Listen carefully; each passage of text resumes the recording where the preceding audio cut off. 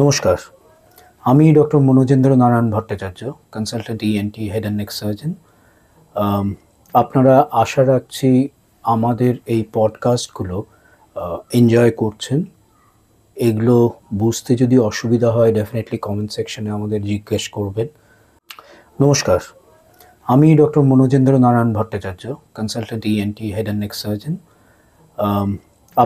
এবং আপনাদের যদি কোনো মতামত থাকে এটাকে আরও ভালোভাবে আপনাদের মধ্যে বোঝানোর জন্যে সেই মতামতগুলো নিশ্চয় জানাবেন।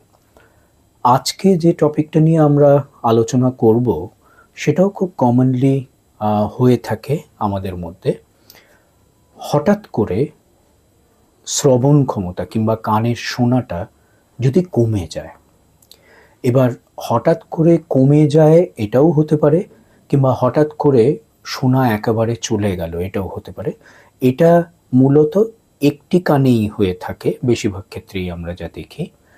এবার এটা বোঝার আগে একটা জিনিস বুঝতে হবে যে কানে শোনার যে ব্যাপারটা, আমাদের ভিডিওটা, আমাদের এই যে পডকাস্টগুলো যদি আপনারা পুরনো পডকাস্ট দেখেন, আমরা কিভাবে শুনি সেটা যদি আপনারা দেখে থাকেন, তাহলে আপনারা বুঝতে পারবেন এই যে শোনার ব্যাপারটা, এটা দুরকমভাবে আওয়াজটা কানের মধ্যে যায়, ব্রেন অবধি যায়, শোনার যে জায়গাটা ব্রেনে সেই অবধি যায় এবং আমরা শুনতে পাই। এটা দেখাবার জন্যে কিংবা এটা বোঝাবার জন্যে আমি এই মডেলটা আপনাদের সামনে আগেও একবার দেখিয়েছিলাম, এবারও আমি দেখাচ্ছি আপনাদের। এই কানের আওয়াজের যে ধ্বনিটা, এটা কানের গহ্বরের মধ্যে ঢুকে নিয়ে এখানে নীল রঙের এটা দেখতে পাচ্ছেন, এটা হলো কানের পর্দাটা গিয়ে পর্দাটার একটা ভাইব্রেশন বা কম্পন করায়। কম্পনের পরে এটার পরে তিনটে ছোট ছোট হাড় আছে, ম্যালিয়াস, ইনকাস, স্টেপিস।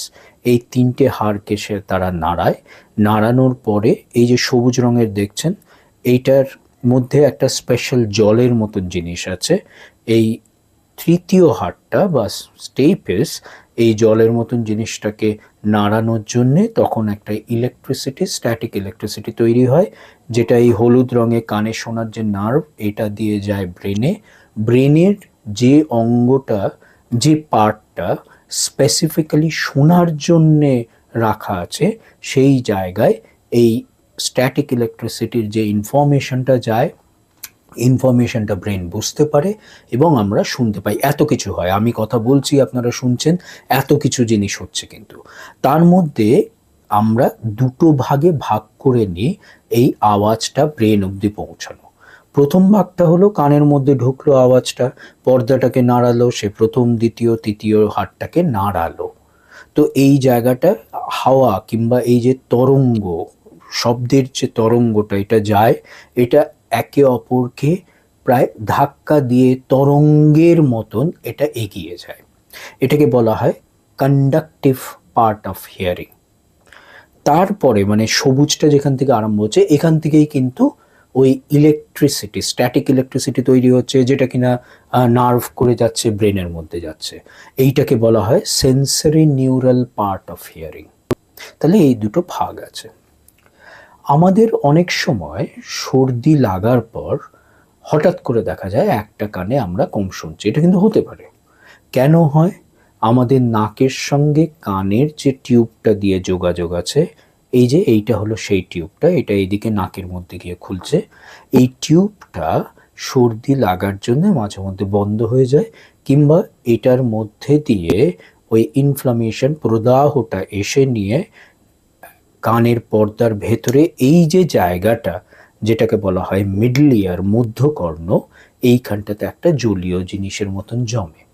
এটাকে আমরা ডাক্তারি শাস্ত্রে ওএমই বলি, ওটাইটিস মিডিয়া উইথ ইফিউশন। এই জলীয় জিনিস জমার জন্যে শব্দ প্রবাহটা কিংবা তরঙ্গটা ঠিক মতন যেতে পারে না, আমাদের শোনাটা কম হয়ে যায়।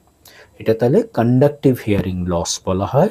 এটা হঠাৎ করেই হয় এবং সর্দি টর্দি লাগার পরে, সর্দি কাশি জ্বর এসব হওয়ার পরে এটা হতে পারে। এটা যদি হয়, আমরা বেশিরভাগ ক্ষেত্রেই কিছু ওষুধপত্র দিলে এটা আস্তে আস্তে ঠিক হয়ে যায়। এই জলটা যখন অ্যাবজর্বড হয়ে যায়, শোনাটাও আস্তে আস্তে ঠিক হয়ে যায়। কিন্তু সমস্যাটা হয় যে এইখান থেকে এই অবধি পুরোটা ঠিক থাকে, যখন সেন্সরি নিউরাল পার্টের কোনো সমস্যা হয় যার জন্যে কানের শোনাটা কমে যায় কিংবা এক এক সময় হয় একদম নষ্ট হয়ে যায়। এটা হয় কেন? এটা হওয়ার বলা হয়, এটাতে অনেক রকমের থিওরিজ আছে, অনেক রকমের চিন্তাভাবনা আছে যে এটাও হতে পারে, এটাও হতে পারে, এই যে অনেক রকমের কারণ আমরা ভেবে থাকি। কিন্তু বেশিরভাগ ক্ষেত্রেই যেটা বলা হয় যে কোনো ধরনের ভাইরাল ইনফেকশন থেকে হতে পারে, কিংবা কানের যে শোনার এই যে জায়গাটা আছে, যে নার্ভ যেখানে ইলেকট্রিসিটি তৈরি হচ্ছে, যে জায়গাটা আছে, সেখানে যে ছোট ছোট ব্লাড ভেসেল কিংবা রক্তের যে ধমনীগুলো আছে, সেটা কোনো কারণে স্ট্রোকের মতন যদি ওটা বন্ধ হয়ে যায়, তাহলে রক্ত ঠিক মতন ওখানে পৌঁছতে পারে না, তাহলে এই নার্ভের এই জায়গাটা ঠিক মতন কাজ করতে পারে না। কাজ যদি না করে তাহলে কি হয়, সে কাজটা করতে পারছে না, মানে এই যে শব্দ তরঙ্গ যে ইলেকট্রিক্যাল এনার্জিতে কনভার্ট হচ্ছে, সেইটা যখন নার্ভ করে নিয়ে আমাদের কানের ব্রেনের মধ্যে যখন যাচ্ছে কানের থেকে, সেইটা নিয়ে যেতে পারছে না, তাহলে শোনাটা কমে যেতে পারে। কিংবা একেবারেই যদি কাজ না করে, তাহলে পরে কিন্তু শোনাটা একেবারেই চলে যেতে পারে ওই কানটাতে। এইসব ক্ষেত্রে আমরা কি করে থাকি? এইসব ক্ষেত্রে আমরা যেটা করে থাকি, প্রথমেই আমরা কিন্তু একটা স্ক্যান করিয়ে নিই। স্ক্যান করিয়ে নিয়ে দেখি যে যেখানটাতে ব্রেনের থেকে শোনার নার্ভটা বেরোচ্ছে, সেই জায়গাটায় সব কিছু ঠিকঠাক আছে কিনা, মানে গঠনমূলকভাবে সব ঠিকঠাক আছে কিনা সেটা আমরা দেখে নিই।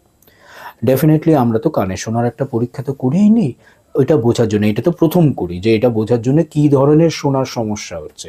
যেটা বললাম যে কন্ডাক্টিভ হিয়ারিং লস ওই সর্দি জল এইসব জমার জন্য হচ্ছে, নাকি সেন্সরি নিউরাল মানে নার্ভের সমস্যার জন্য এটা হচ্ছে। তো যাই হোক, নার্ভের সমস্যার জন্য হলে আমরা একটা স্ক্যান তো করিয়ে নিই। তারপরে এক ধরনের ওষুধ আছে যেটা আমরা মুখে করেও দিই, আবার কিছু কিছু ক্ষেত্রে যদি সেরম মনে হয় তাহলে ওই ওষুধটাই ইঞ্জেকশনের মতন কানের পর্দার ভেতরে নার্ভের কাছে আমরা দিয়ে দিই। এটা একটা খুব সাধারণভাবেই দেওয়া যায়, এটা ব্যথাও হয় না, কিছুই হয় না, 2 মিনিটের কাজ এটা। এটা মাইক্রোস্কোপে আউটডোরেই দিয়ে দেওয়া হয়। তো এই ওষুধটা দিয়ে আমরা পরপর 2 সপ্তাহের মতন দেখি যে শোনাটা ইমপ্রুভ হচ্ছে কিনা। আমি কিন্তু আবার বলছি, এই যে আমরা ট্রিটমেন্টের কথা এখন আলোচনা করছি, এটা হলো যদি নার্ভের সমস্যা হয় তাহলে পরে এই ট্রিটমেন্টের কথাটা বলছি। তো আমরা 2 সপ্তাহ পরে দেখি, বেশিরভাগ ক্ষেত্রেই দেখা যায় যে এই নার্ভটা আস্তে আস্তে আবার কাজ করাটা ফিরে আসছে, তার মানে হিয়ারিংয়ের ইমপ্রুভমেন্ট হচ্ছে। তো আমরা কিছু সপ্তাহ ওয়েট করতে থাকি, ওষুধপত্র দিতে থাকি, দিয়ে নিয়ে আমরা তারপরে দেখি কোন জায়গায় এসে নিয়ে হিয়ারিংটা দাঁড়ালো।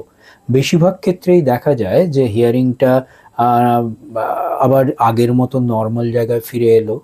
কিছু কিছু ক্ষেত্রে দুর্ভাগ্যজনকভাবে হয়তো হিয়ারিংটা কমই রইল নর্মালের থেকে, আর কিছু কিছু ক্ষেত্রে দেখা যায় হিয়ারিং ইমপ্রুভ কিন্তু একেবারেই করলো না। যদি হিয়ারিং ইমপ্রুভ না করে, সেই জায়গাটাতে আমাদের কিন্তু হিয়ারিং এইডই তারপরে একমাত্র উপায়, যেটাতে কিনা সেই রোগী কিংবা সেই মানুষটির হিয়ারিংয়ে শোনাতে যাতে অসুবিধা না হয়, তার জন্য হিয়ারিং এইড আমরা দিয়ে থাকি। আর যেখানে হিয়ারিংটা ইমপ্রুভ করলো কিন্তু একেবারেই নর্মাল জায়গায় এলো না, সেই জায়গাও আমাদের বুঝতে হয় যে কতটা নর্মালের থেকে কম আছে। যদি অনেকটা কম থাকে তাহলে হিয়ারিং এইড দিতে হয়। যদি দেখা যায় জাস্ট অল্প একটু কম আছে, যেখানে সেই মানুষটির কোনো অসুবিধা হচ্ছে না, তাহলে পরে আর কিছু করার দরকার পড়ে না। আর যেখানে নর্মাল হয়ে যায় সেখানে তো কিছু করারই দরকার পড়ে না।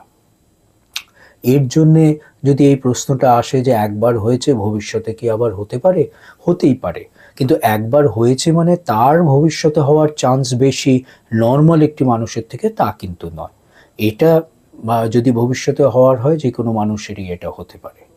তো তাহলে যেটার জন্যে এই টপিকটা আমি চুজ করলাম, যেটার জন্য এই টপিকটা আমি বাছলাম যে আপনাদের কাছে এটা নিয়ে আলোচনায় যাব, সেটার কারণটা হলো যে যদি আপনারা দেখেন যে আপনাদের কানের শোনা হঠাৎ করে কমে গেছে, তাহলে পরে কিন্তু দেরি আপনারা করবেন না ডাক্তারবাবুকে দেখাতে। কারণ সর্দির পরে যেটা হয়, যেটা জল জমে, সেটা ২-৪ দিন কি ২-১০ দিন দেরি হলো, তারপরে ট্রিটমেন্ট আপনি করালেন, তাতে হয়তো খুব একটা তারতম্য আসবে না ট্রিটমেন্টের রেজাল্টটা পাওয়াতে।